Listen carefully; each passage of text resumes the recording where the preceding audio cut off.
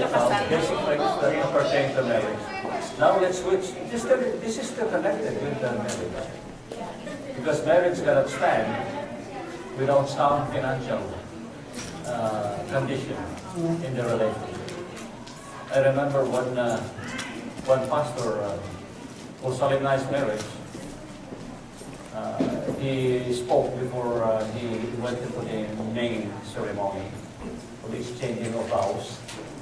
Remember that, exchanging of vows.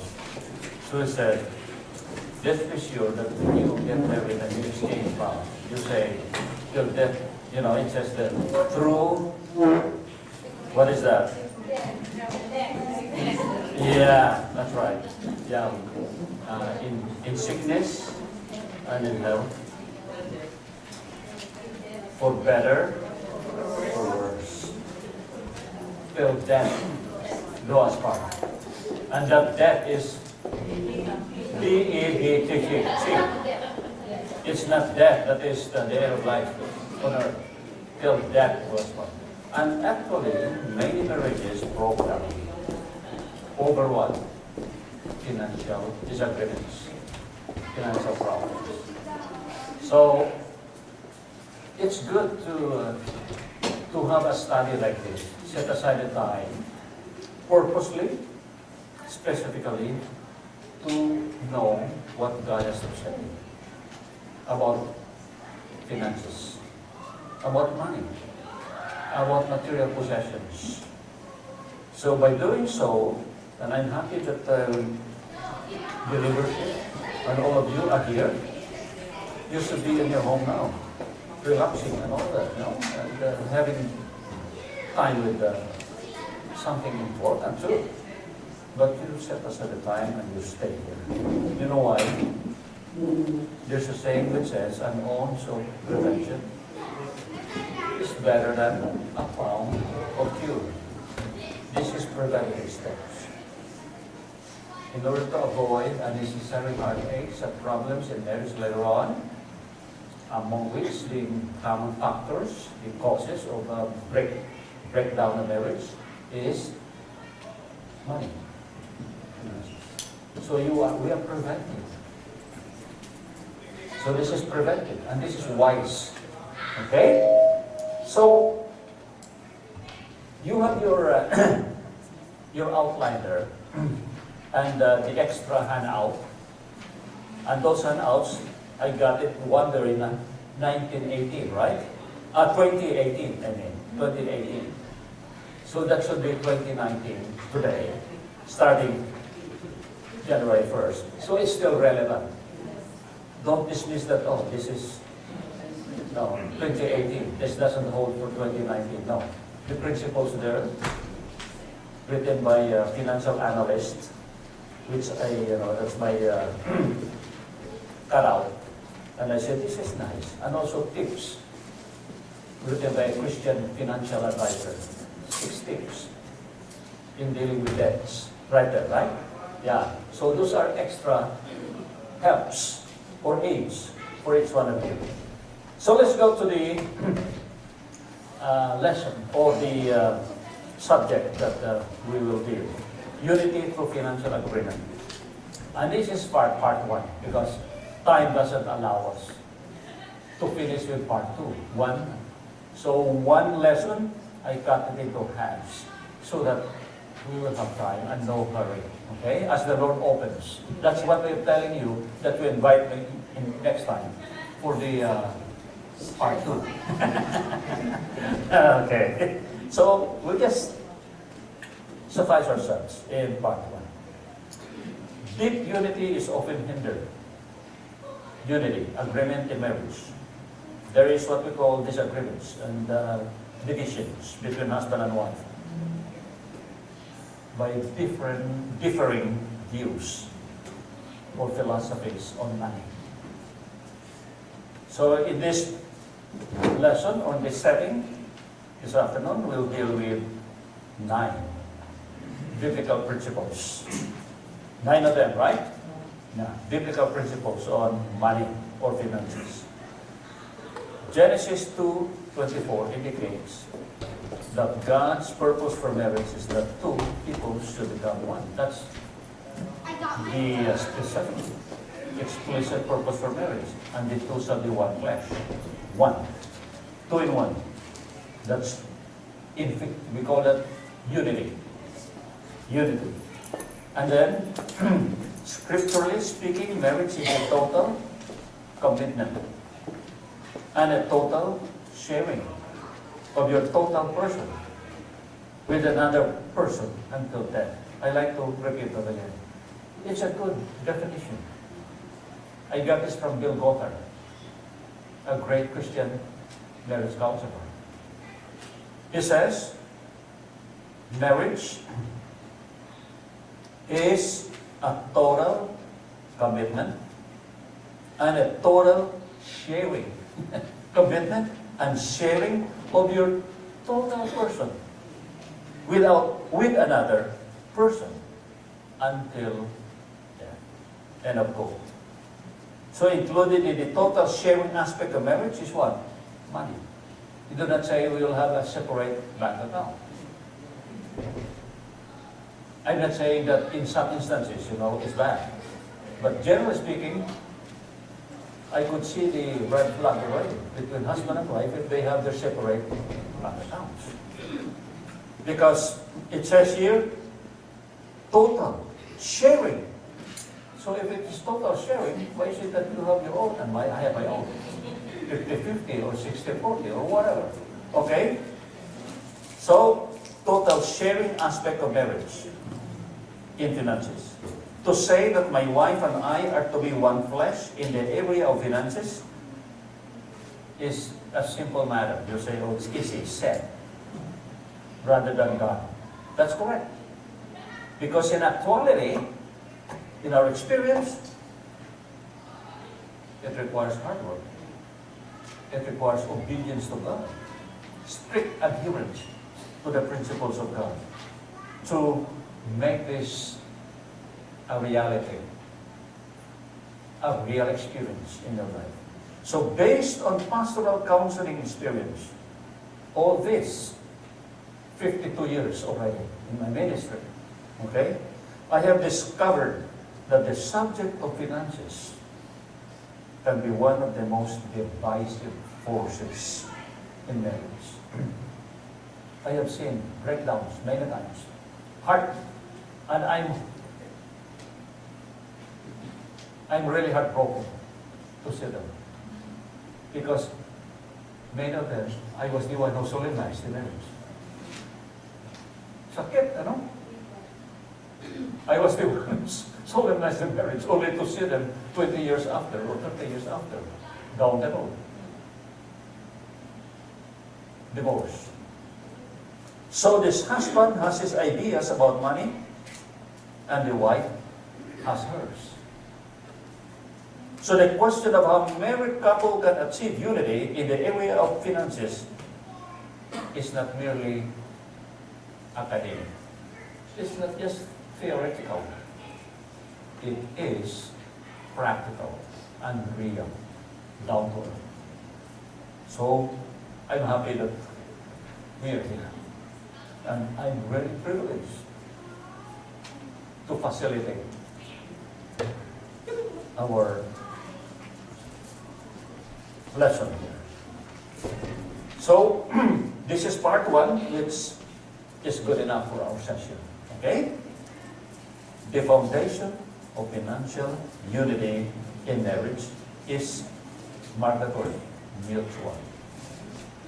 There could be no mutual agreement if one disagrees, right? Yeah. Sincere commitment to a biblical philosophy of money. The Bible has a lot of things to say and to teach us about money. Hindi na kailangan magpunta tayo sa mga unbelievers to ask advice about money. Many times they give sound advice. Why not? We have our financial advisors. All our lives, yeah, we need it. But they are supplements, not the main source of our information. We have the Bible. We have God. And God knows much better than anybody else about money. Okay? So let's talk about it. Some aspects of a biblical philosophy of money. There are many more, but we'll just settle with 9. 9 principles. God has made it clear from His Word, the revelation of God, that when we know and then we apply. Because what's important is not only knowing, doing. Doing what you know is very important. Oh my. So many people run from one seminar to another seminar. Oh boy. All their binders, I could see in their homes. They're already mounting. But if they don't apply it, nothing happens. I tell you, it's sad. It's like James who is telling us, you go to the mirror, you see something, or what that is not pleasant to see, your face. And then you just leave the mirror, and then you don't wash your face. You are what? And you deceive yourselves. Hearing the word without doing it deceives yourself. You deceive yourself. So let's go to first principle. What does it say there? First principle.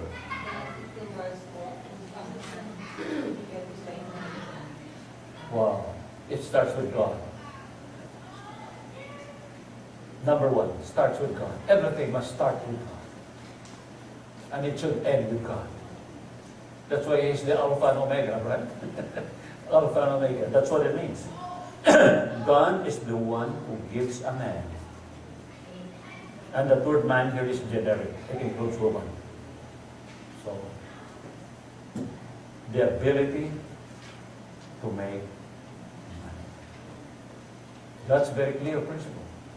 The ability to make money. Along with that, He gives you the ability. So He gives you, it's up to the Lord. It's His sovereign will. We call that. He knows everything. It's sovereign. The sovereignty of God means He knows what He's doing. Some He gives a higher IQ than others. Some He gives the skill. The skill in what? The hands. Some He gives the mind, academic. Different gifts, right? And different levels of IQ, intelligence. So, it goes down to one important principle. He is the one who calls this shot and this area. A man is given by God the ability to make money. Now, I'd like you to participate. You read. You have your Bibles with you? Deuteronomy 8:18. Beautiful. Mark it. Deuteronomy 8:18. And then be prepared for the rest, okay? I'll ask. Okay. Who will read? But thou shalt remember the Lord thy God, for it is He that giveth thee power to get wealth, that He may establish His covenant, which He sware unto thy fathers, as it is this day. Well, He gives every man according to, He has the measure. He gives every man the power to create wealth. 1 Chronicles 29:11 and 12. Just when you're ready, 1 Chronicles 29:11 and 12. Just read.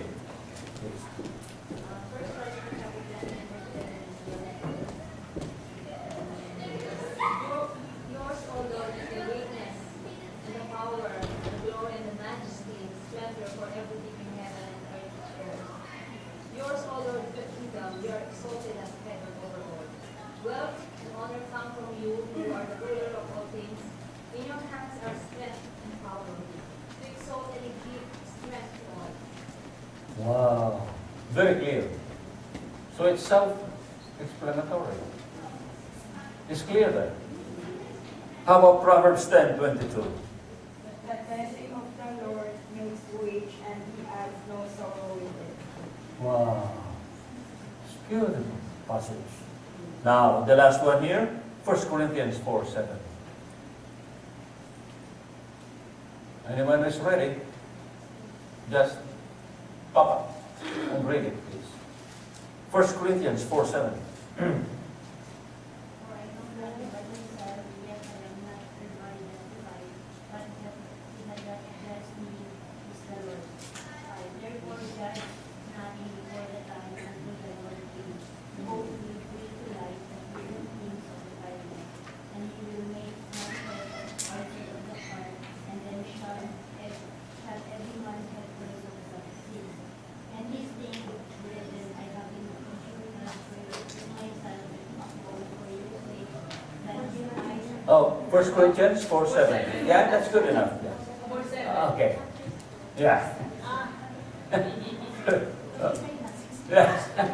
Okay. Well, thanks anyway. Mhm. Yeah. Yeah. 1 Corinthians 4:7. Now let's move to 2. So it's clear now that it's God alone and God alone who gives a man the ability to make money. Along with that, of course, giving out gives skills. Okay. Number 2, everything we have belongs to God. That many times I forget this too. Sometimes I act as if I own it. Even our family, my house, my car. What's out? When you say mine? It might be absolute mine. Ako. No. You are just a caretaker. You are just a steward. So sometimes we behave as if we are the owner. Because maybe we are not just conscious. So constant awareness that everything, even our children, my children, oh my baby, that's God's. Strictly speaking, right?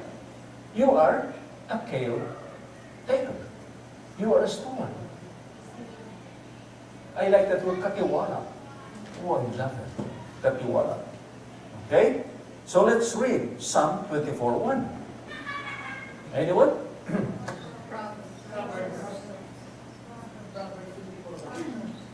Psalm 24:1. What is that? Huh? So it's wrong there? Psalm 24:1. The earth is the Lord's. Yeah, Psalm 24:1.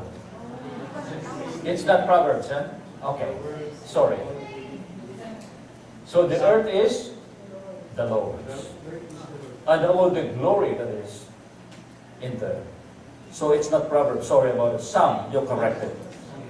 24:1, not Proverbs. Sorry about that. Okay, sometimes, you see how human we are. And also, my senior moments is emerging. Okay. First Chronicles, another one. 29:11 and 14.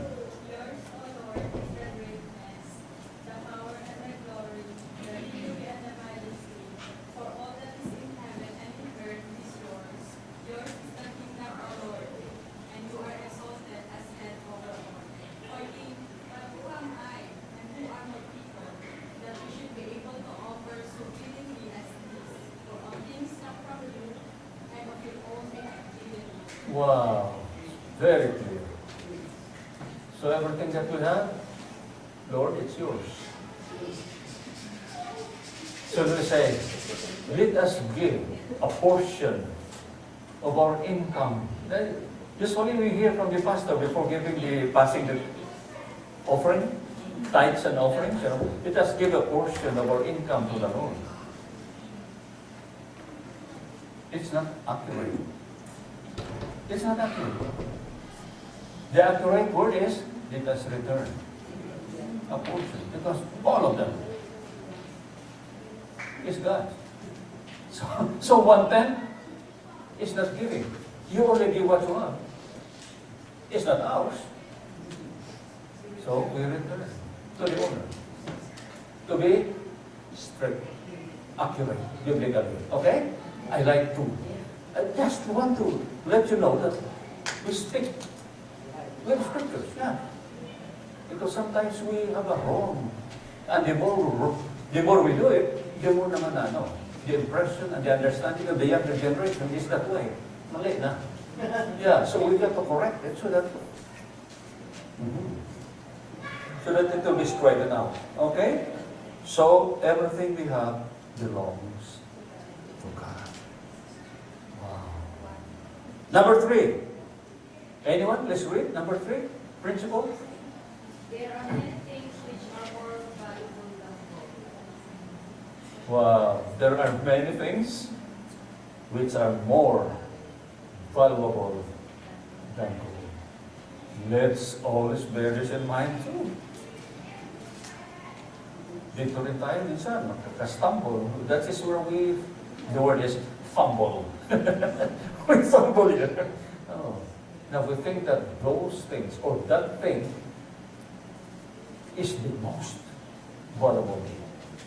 Only to be wrong. Because material things in this world, although they are necessities, kailangan natin. And they are, of course, valuable, but they are not most valuable.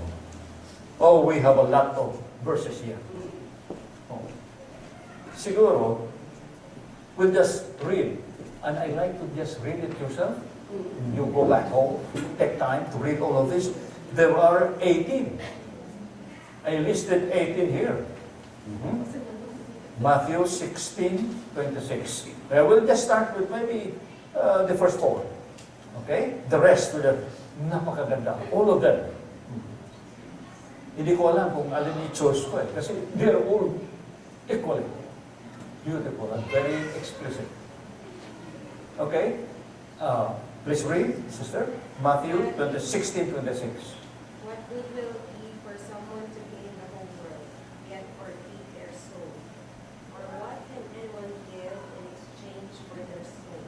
Wow. How about Luke 12:15? And he said unto them, and he said unto them, take heed and beware of covetousness. For a man's life consisteth not in the abundance of the things which he possesseth. Wow. So there are things.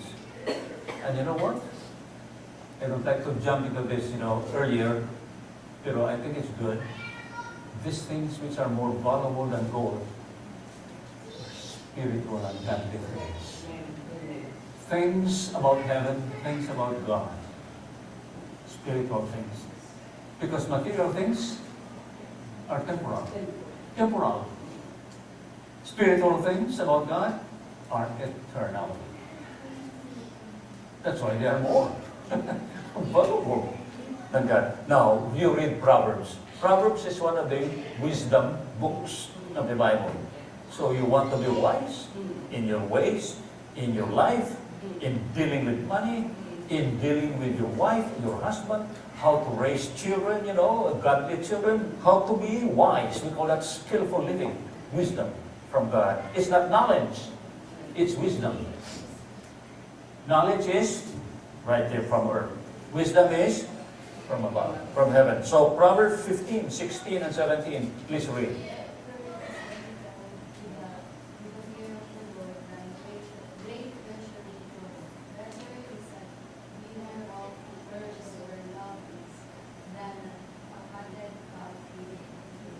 Oh, thank you. Beautiful sayings. Beautiful sayings. Wise words by the wisest man who ever lived on this earth, Solomon. Now, just to not surprise it, number 4, Proverbs 16:8. Anyone? Better. Okay? 16. Better a little with righteousness than much the rest, Proverbs and all of that until you reach Matthew 6:33, because it talks about seek ye first. So seek first the Kingdom of God. kingdom of God, because they are more valuable than the things of this world. Okay, so many things are more valuable than gold. Things pertaining to God, to heaven, to the Bible, spiritual things. Okay, now number 4, important principle here. Number 4, anyone? Please read. Restlessness, discontentment, and worry about material things are sin. Wow. I think I fall into this sometimes. Covetousness. Discontentment. Oh. Discontentment. And then, if I don't fall into covetousness, I don't fall into discontentment, I'm susceptible to worry. There are people who are what? Professional warriors. Remember the story about the pastor. There are people who are professional warriors. And you know who they are? People who wake up in the morning, and then they look around, and then they worry already. They see the rain or the sunshine, oh, mainit. They see the rain, oh, yung malamig, mahirap ito. Oh, makes my routine and my the things I will do today difficult. And then the pastor continued on. He said, he doesn't only worry about everything, but if he sees that there's nothing to worry about, the idea of worry, he starts to worry. Everything is okay, fine. You start to worry. Why is it that there are no things to worry about? Wow, professional warriors. Does this mean that we should not ever worry? I believe what it means here in the Word of God is, if you worry, nothing wrong, because worrying is a part. We are made to be what? To think about what's good, what's bad, and all of that. Yeah. But don't let worry master you, control you. That's what it means. Don't let worry control you. Because if it does, where shall it lead you? Depression. That's right. And you become what we call a slave. It is going to be a bondage. And worry becomes your master. That's why it's sin, because you only have one master who is in heaven. The Lord Jesus Christ.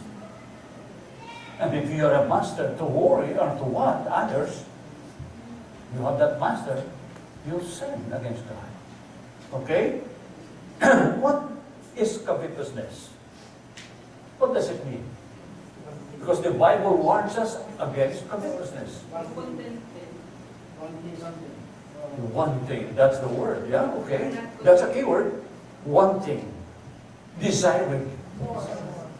Yeah. Another word for the young people, the teenagers. I'm dying to have it. Dying. I'm dying to have it. Yeah. Covetousness simply, they are all right, what you have said. But so covetousness is the unquenchable. Another word is never ending. And never satisfying. Insatiable. Insatiable. Insatiable. Never getting satisfied. Contented. Yeah. Desire or longing to get the possessions of others. Things that belong to others, that's what we desire. So I got a story, maybe you heard it. He just got out of the car dealers. The dealership. Brand new. Ang car niya. Going out. Brand new. And then he saw, on the other side, somebody, kasi yung kanya, Ford. Nakita niya ang BMW. He started to be discontented with this brand new Ford. Because he saw the BMW. Maybe next time, kung nakita niya naman, while driving a BMW, kung mayroon siya, kung nakita niya yung Jaguar or Mercedes-Benz. Okay. Meaning is, you are never contented with what you have. Covetousness is the desire to have those which you have seen that others have. So beware of that. Yeah? So, that's a warning. Discontentment, self-control. Never this. And worry is anxiety, being troubled, agitated. That's another word, maybe. Troubled. Because of the uncertainty of the future. What will happen? You will. And the sense of helplessness in dealing with what would happen. And many times we worry for things that will never happen to you. So you're worried about what will happen to this, what happened to this. And then you cannot sleep all throughout the night. Because tomorrow early morning, this will happen. And you worry. You're troubled. May insomnia ka na. And then early morning, wala naman nangyari. Terrible. You lost your sleep. You lost your appetite. So, sleeplessness, losing appetite, equals what? Ulcer? Maraming sakit. Nervous breakdown later on if it is getting worse. So, it's terrible. Worry. And the devil really exploits this. So, Exodus 20:17. You already know that, the Ten Commandments and all of that. Do not what? Covet. And specific there, your neighbor's wife. Wow. So it's about neighbors. Maybe I told you before. I've got a neighbor who was a mechanic. And then he told me, because we were fast friends, nag-confide siya sa akin, sabi niya, problema ko. Sabi niya, Brad, how come that every time I see my neighbor's wife across the road, I'm infatuated with her, not with my wife. Kaya sabi ko, it's true, kapatid. Brad, sabi ko, it's true. Because the grass is always greener on the other side of the fence. Yeah? So it happens. Colossians 3:5. Somebody please read.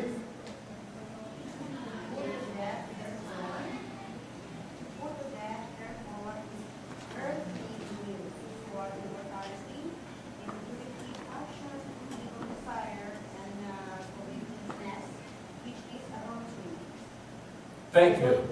Yeah. Beautiful. And I like you to also read. I don't like to skip this. Hebrews 13. Fine. If you can memorize that, it's beautiful. Just few months ago, I started reading this and then sabi ko, I better really, I will memorize, work on it. Na memorize ko talaga. I've read that before again and again, but I haven't tried to really memorize it. What does it say there? Hebrews 13:5. Please read. It would like to free from love of money and be content in which with what you have, for he has said, I will never leave you nor forsake you. Be content with what they have.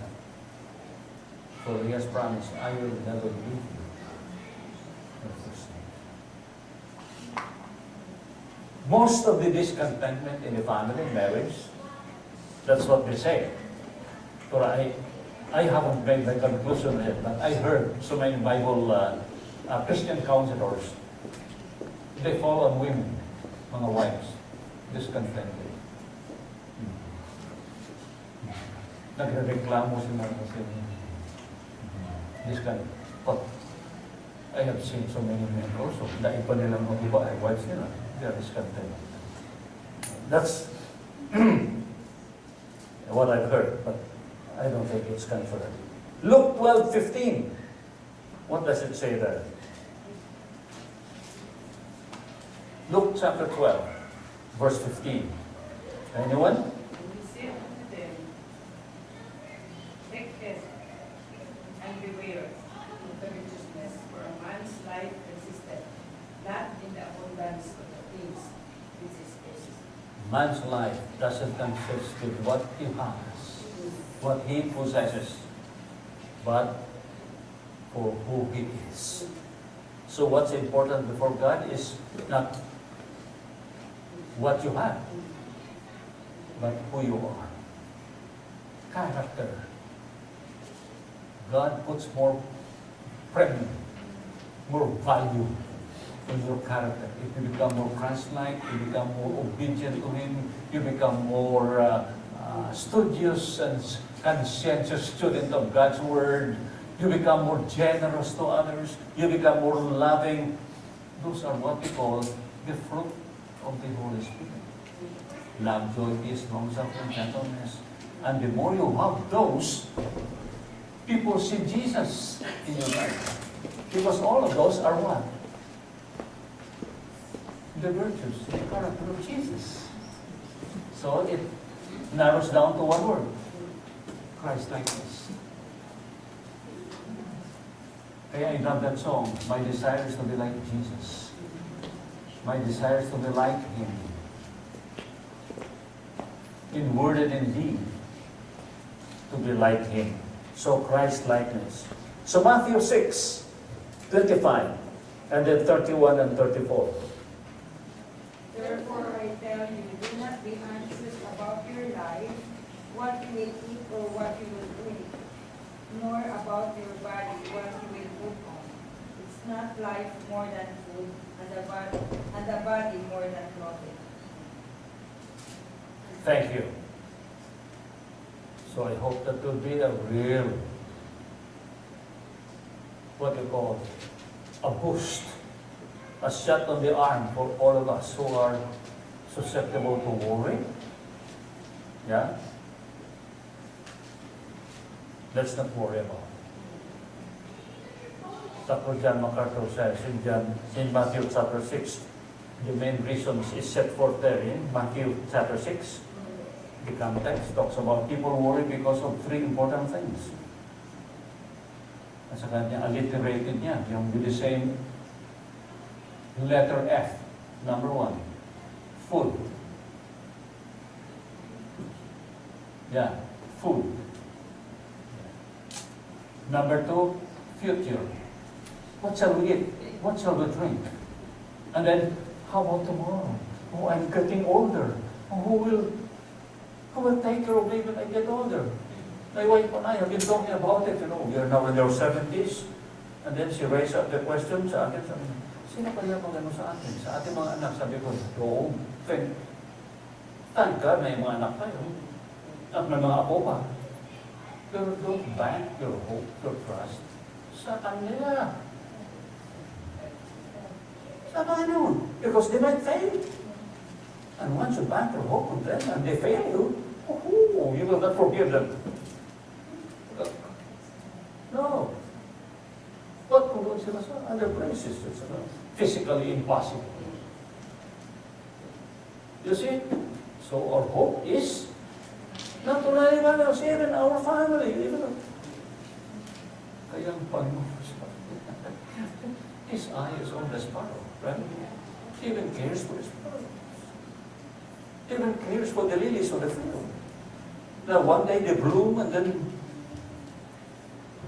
the following day they are scorched by the sun and then they are cut down, mowed, and then They are blown by the wind and they are burned. Gone. Don't worry. Your Father in heaven will take care of it. It's all on God. And not the expectation. Because once you expect, you put your hope, pin your hope on fellow human. Kahit sa ating spouse. Of course, we have to trust our wife. We can trust our wife. That's the Bible teaching. But let's not forget, somehow, along the line, there are some situations that they cannot deliver. They will fail you. So, our hope is in the Lord, because the Lord never fails. Jesus never failed. Jesus never fails. Heaven and earth will fall, will pass away, but Jesus never fails. You understand it? That's what it is. So, food, future, and then, what shall we clothe? Ano ang damit natin? Fashion. It's all left. Sabi ko, cute ito Dr. John MacArthur. He talk about the main sources of glory. Food, future, and fashion. If the Lord can clothe the lilies in the field, beautiful colors, that even Solomon's glory could not be compared with all of those. The Lord will feed us. The Lord will help us. And the Lord will clothe us. Okay. So Matthew 6, beautiful. So rather than focusing on these three important sources of worry and anxiety in this world, redirect your focus from all of these material things to verse 33. But seek first the kingdom of God. Focus on God. And His righteousness. Gawain ng Panginoon ang kanyang righteousness of God. And all these things shall be, God will just take care of us. Jehovah Jireh. God will provide. So I like that missionary in the Philippines who gave a testimony. He was not really, supported well. He was a missionary to the mountains in Negros, where I grew up. So he gave a testimony and said, where God leads me, I will follow. And what He feeds me, I will swallow. He was contented. No salary, no salary. God will lead me. He will feed me. So he lived by this.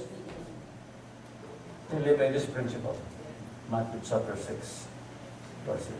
So number 5, God expects us to use fully the strength and abilities He has given us in hard, honest work. Very important principle. He wants us to fully harness our strength, our abilities, our skills, our intelligence in hard, honest work. Honest work, brothers and sisters.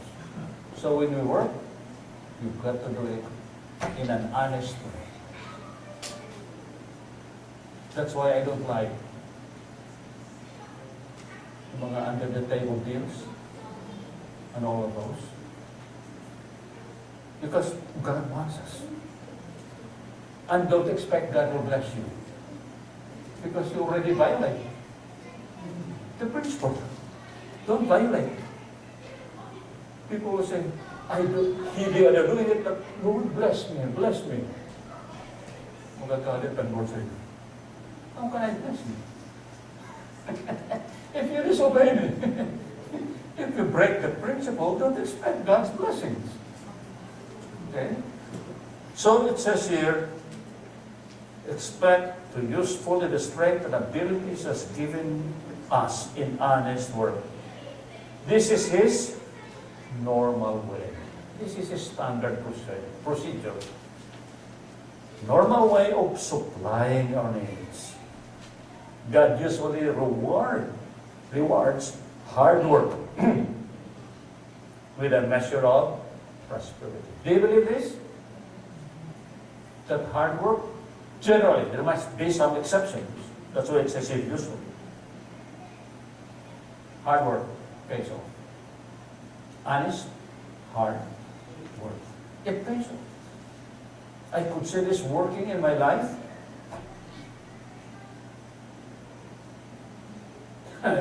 Yeah, modesty aside, we came way back 1981. Personal testimony somehow. To tell you that this is really true because we tasted and we have proven this in our life. We heard already from people there, we will go to Canada. Both of you will work. Wife must work because it's hard to live on one paycheck. We heard that already. You know, nabigay ng orientation sa amin. Even mga Christians. And some are pastors. Very hard. So, more so, the church was not in. We became, I think, 53.